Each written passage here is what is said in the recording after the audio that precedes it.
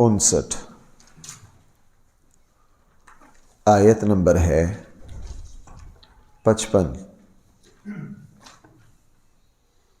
آیت نمبر ہے 55 بسم اللہ الرحمن الرحیم الحمد للہ رب العالمین والصلاة والسلام على سید الانبیاء والمرسلین وعلى آلہ واصحابہ اجمعین اما بعد فاعوذ باللہ من الشیطان الرجیم بسم اللہ الرحمن الرحیم وما منع الناس أن يؤمنوا إذ جاءهم الهدى ويستغفروا ربهم إلا أن تأتيهم سنة الأولين أو يأتيهم العذاب قبلا وما نرسل المرسلين إلا مبشرين ومنذرين ويجادل الذين كفروا بالباطل ليدحضوا به الحق واتخذوا آياتي وما أنذروا هزوا صدق اللہ مولانا العظیم۔ ان آیات میں اللہ جل جلالہ نے کافروں کے ایمان نہ لانے کے اسباب کا ذکر کیا ہے کہ یہ کافر ایمان کیوں نہیں لاتے، سب کچھ دیکھ کر سمجھ کر اللہ کی کتاب کو پڑھ کر رسول اللہ صلی اللہ علیہ وسلم کے معجزات دیکھ کر اللہ کی قدرت کو، اللہ کے دلائل کو دیکھ کر اتنا کچھ ہونے کے باوجود بھی یہ ایمان نہیں لاتے۔ اس کے اسباب کیا ہے؟ قرآن کریم نے ان آیات میں ان اسباب کو ذکر کیا۔ نمبر 1، قرآن کریم نے ارشاد فرمایا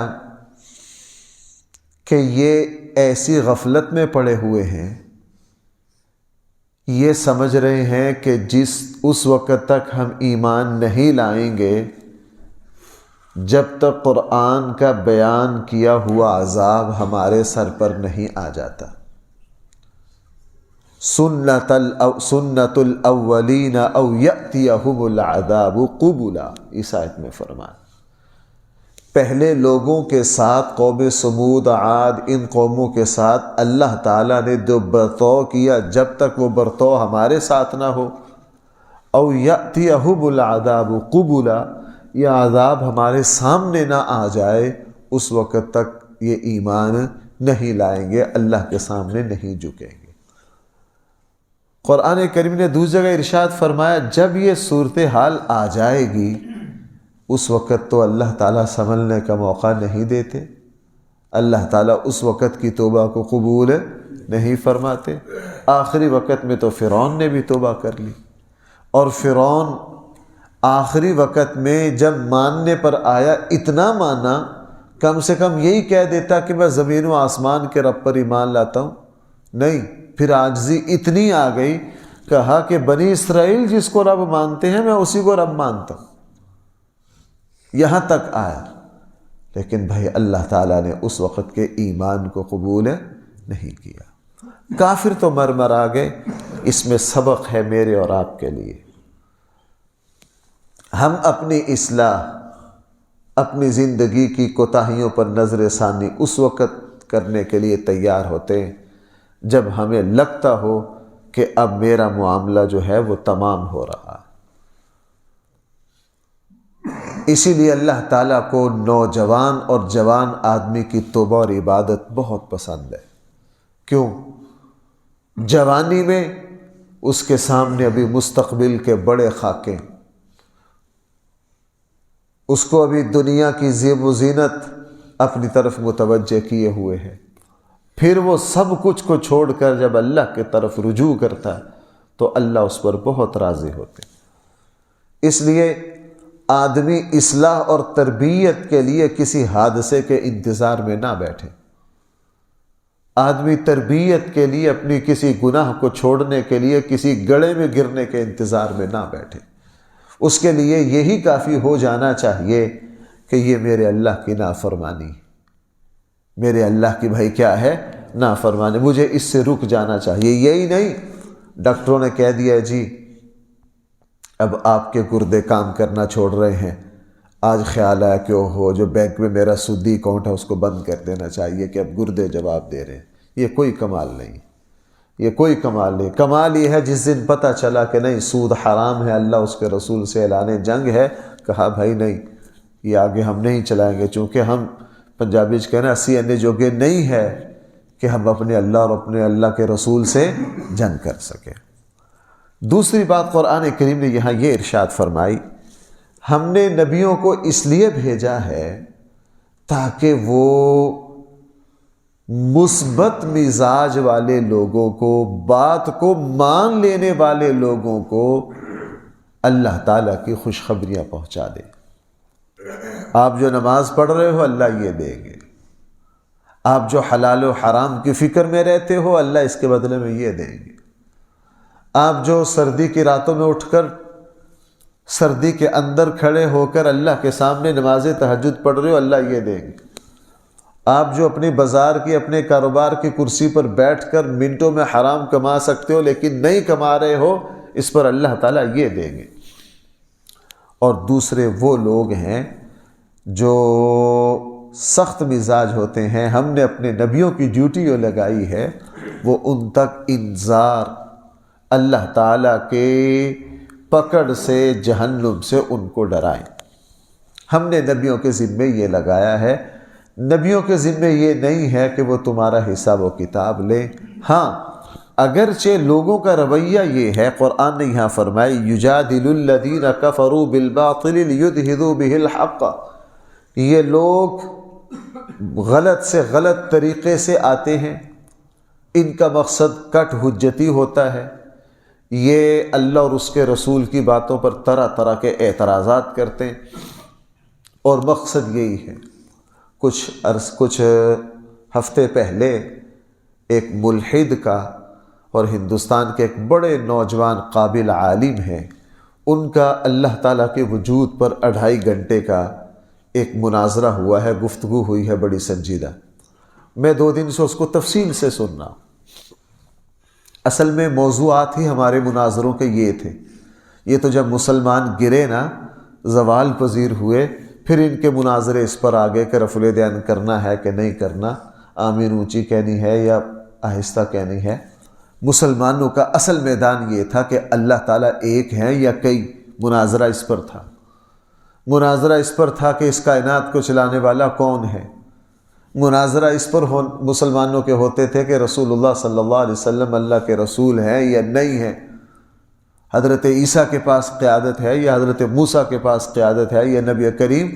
ہمارے کوئی یہ پچھلے 150 سال سے پیچھے چلے جائیے، ہمارے اسلاف اہل علم کے مناظرے ان چیزوں پر تھے، اسلام کی صداقتوں کو سچا ثابت کریں، قرآن اللہ کی کتاب ہے یا نہیں ہے، ان پر۔ شاہ عبدالعزیز صاحب محدث دہلوی کے بھائی اس پر مناظرے ہیں یا نہیں، کہ آیا قرآن اللہ تعالیٰ کا آخری پیغام ہے یا انجیل اللہ تعالیٰ کا آخری پیغام ہے۔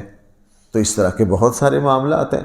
بہرحال تو جو دہریے ہیں وہ اللہ تعالیٰ کے وجود کو بھائی کیا کرتے ہیں، انکار کرتے ہیں۔ میں نے کئی مرتبہ بتایا اللہ پر ایمان لانا یہ ہماری فطرت کا حصہ ہے۔ وہ جو خدا کو نہیں نہ مانتا، اس نے اپنی گفتگو کے تسلسل میں ایک جگہ مد مقابل کو کہہ دیا اور یار اللہ سے ڈرو۔ کیا کہہ دیا؟ اللہ سے ڈرو۔ یعنی خود مناظر ہے اس بات پر کہ اللہ کا کوئی وجود نہیں ہے۔ آگے والے مناظر نے پکڑ لیا، اس نے کہا کس اللہ سے ڈروں، اللہ تو ہے ہی نہیں، کس سے ڈروں؟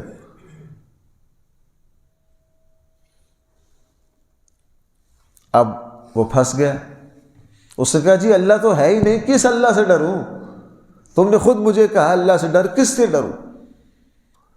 انہوں نے کہا جناب مان جائیے، آپ کے اندر کی فطرت بول رہی ہے، آپ کے اندر کی فطرت بول رہی ہے۔ بہت سال پہلے پاکستان کا ایک بہت بڑا دہریہ کہہ لیجئے، اب تو وہ مر گیا بہت عرصہ پہلے، بڑے صحافیوں میں سے تھا اور ساری زندگی بکواسات ہی کی اس نے، بوڑھا ہو گیا، بیمار ہو گیا، آخری کالم لکھا کہ میں اب اس قابل نہیں رہا ہوں، میری زندگی ختم ہو رہی ہے، میں دعا کا طالب ہوں، آپ اللہ تعالیٰ سے میرے لیے دعا کیجئے۔ یہ جنگ اخبار میں میرا آخری کالم ہے، بڑے سال پرانی بات۔ جب اس نے آخری کالم لکھا نا تو ایک صاحب نے اگلے دن اسی صفحے پر کالم لکھا، اس نے کہا واہ واہ واہ واہ، ساری زندگی خدا کا انکار کرتے رہے، اب جب موت نے نظریں ملائی ہیں تو اب کیا کہتے ہیں اللہ تعالیٰ سے، جناب آپ تو اللہ کو مانتے ہی نہیں تھے، آپ تو کہتے تھے یہ ہے ہی کچھ نہیں ہے، اب کہاں آگے ماننے پر؟ وہ فطرت بولی آخر میں آ کے، بھائی وہ کیا بولی؟ فطرت بولی۔ آخری وقت میں فرعون نے جو کہا، بھائی وہ کیا چیز بول رہی تھی؟ وہ اندر کی فطرت بول رہی تھی، اور ہم فطرت کا انکار کرتے ہیں، ہم فطرت کا کیا کرتے ہیں؟ انکار کرتے ہیں۔ اور تیسری بات قرآن کریم نے اس رکوع میں یہ فرمائی، اور زیادہ وضاحت کے ساتھ یہ بات قرآن کریم نے سورہ فاطر کے آخر میں فرمائی ہے۔ اللہ تعالیٰ فرما رہے ہیں وَرَبُّكَ الْغَفُورُ ذُو الرَّحْمَةِ، تمہارا رب جو ہے نا وہ بہت درگزر کرنے والا اور بہت رحمت والا ہے۔ اگر وہ لوگوں کی کرتوتوں پر، لوگوں کی حرکتوں پر پکڑنے پر آئیں تو سورہ فاطر کے آخر میں فرمایا کہ اس زمین پر چلنے والا، رینگنے والی کوئی چیز باقی نہ رہے۔ یہاں جو تمہاری بقا ہے وہ اس وجہ سے ہے کہ تمہارا رب بہت وسیع الظرف ہے، بہت درگزر کرنے والا ہے۔ اس نے جن لوگوں نے خدائی کا دعویٰ کیا ان کو بادشاہتوں تک سے نواز دیا کہ دنیا کی زندگی تم سے جو ہوتا ہے کر لو۔ اگر اللہ تعالیٰ تمہیں پکڑنے پر آئے تو جناب روئے زمین پر کوئی زندہ نہ رہ سکے۔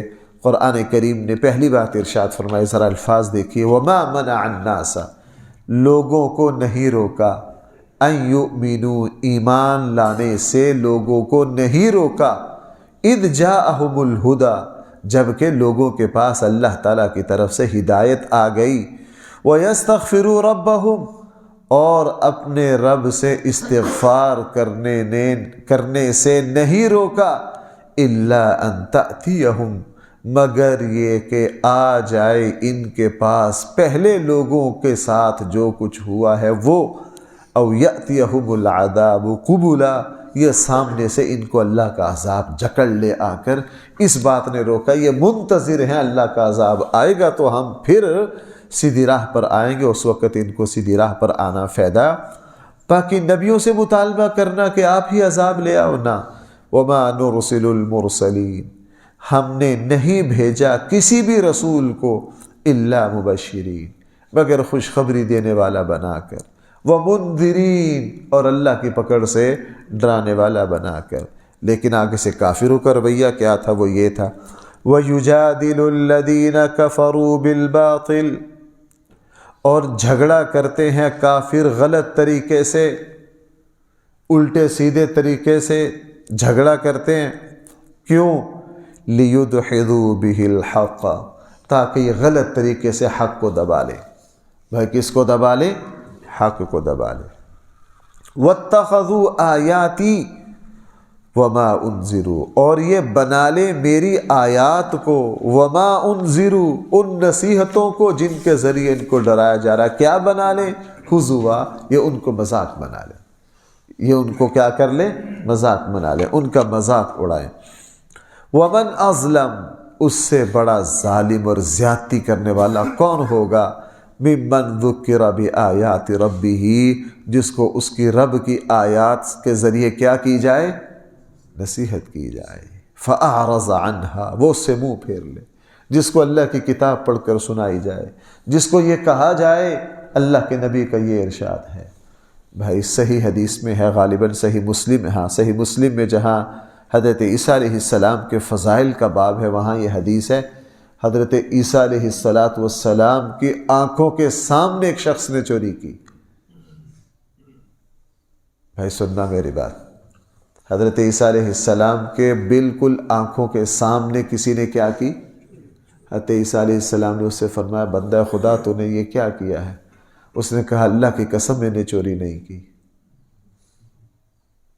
حضرت عیسیٰ نے فوراً پتہ کیا فرمایا؟ تو نے واقعی چوری نہیں کی، میں اپنی آنکھوں کو جھٹلاتا ہوں۔ کیوں؟ اس نے اللہ کا نام شدت سے لیا، تو فوراً کیا فرمایا؟ تو نے چوری نہیں کی، میں کس کو جھٹلاتا ہوں؟ میں اپنی آنکھوں کو جھٹلاتا ہوں. یعنی اللہ تعالیٰ کی عظمت اتنی آ گئی، اللہ تعالیٰ کا احترام. ہندوستان کے ایک بہت بڑے اللہ کے ولی بھی تھے، محدث بھی تھے، کسی چیز پر اپنے خادم پر ناراض ہو گئے. خادم کو غصے سے جب ڈانٹا نا، اس خادم نے کہا اللہ سے ڈر گئے، بس وہی کانپ گئے کہ اس نے کس کا نام لے دیا. یہ ہے اللہ تعالیٰ کی عظمت، اللہ تعالیٰ کا احترام. قرآن فرما رہا ہے اس سے بڑا ظالم کون ہے؟ ذکر بآیات ربہ، جس کے سامنے اس کے رب کی آیات کے ذریعے نصیحت کی، فأعرض عنہا، اس نے کوئی توجہ ہی نہیں کی اللہ کے نام کی طرف. ونسی ما قدمت یدہ، اور بھول گیا جو کچھ اس کے ہاتھوں نے آگے پہنچایا. محاورتاً یوں بھی ترجمہ کر سکتے ہیں، اپنی کرتوتوں کو بھول گیا. انا جعلنا علی قلوبہم اکنۃ، یہ وہ لوگ ہیں جن کے دلوں پر پردہ چڑھ گیا ہے، ان یفقہوہ، کہ یہ حق بات کو سمجھے، وفی آذانہم وقرا، اور ان کے کانوں میں رکاوٹ آ گئی. قرآن کریم نے دوسری جگہ کہا کلا بل ران علی قلوبہم، ان کے دلوں پر زنگ چڑھ گیا ہے. اور بھائیو، جس طرح ظاہری گندگیاں ہوتی ہیں اسی طرح باطنی گندگیاں بھی ہوتی ہیں. نبی کریم صلی اللہ علیہ وسلم نے ارشاد فرمایا جب کوئی شخص گناہ کرتا ہے اس کے دل پر ایک سیاہ نقطہ لگ جاتا ہے. اگر وہ توبہ نہ کرے، گناہ کرتا رہتا ہے، دل پر سیاہ نقطے لگتے لگتے لگتے پورا خول دل پر سیاہی کا چڑھ جاتا ہے. وہ کوئی حسی اور نظر آنے والا خول نہیں ہے، یعنی روحانی طور پر گناہ کرتے کرتے کرتے پھر اس دل کے اندر سے نیکی کی جو صلاحیت ہے بھائی وہ کیا ہو جاتی؟ وہ ختم ہو جاتی ہے. وَإِن تَدْعُوهُمْ إِلَى الْهُدَىٰ، اگر آپ ایسے لوگوں کو جن کے دل بالکل ہی مردہ ہو گئے، اگر آپ ان کو ہدایت کی طرف بلائیں گے، فَلَن يَهْتَدُوا إِذًا أَبَدًا، یہ کبھی بھی سیدھی راہ پر چلنے کے لیے تیار نہ ہوں گے. پھر اللہ ان کو پکڑتا کیوں نہیں؟